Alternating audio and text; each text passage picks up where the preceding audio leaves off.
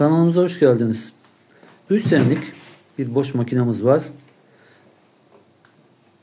Ve makinamızda sonradan fark ettiğimiz pas lekesini görünce bu videoyu çekme ihtiyacı duydum.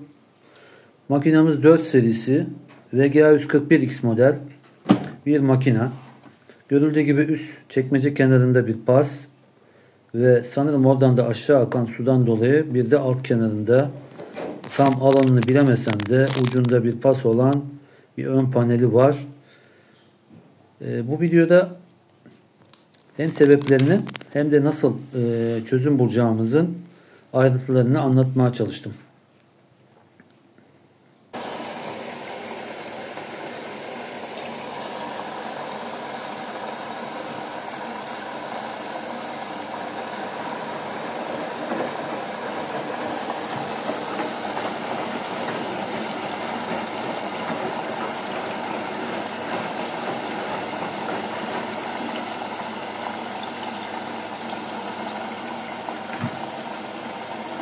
Burada ıslanma var.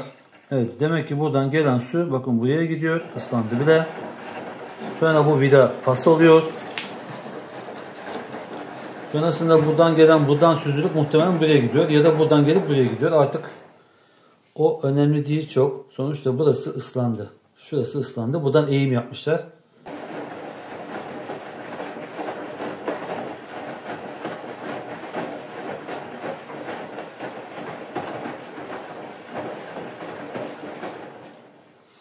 Evet, bütün iş buranın kapalı olmamasından kaynaklı. Ve şurası tabii ki. Evet. Evet, ıslaklığı görüyorsunuz. Evet. Su alırken deterjanı içeriye makinenin tamburuna atmak için sıçrayan su.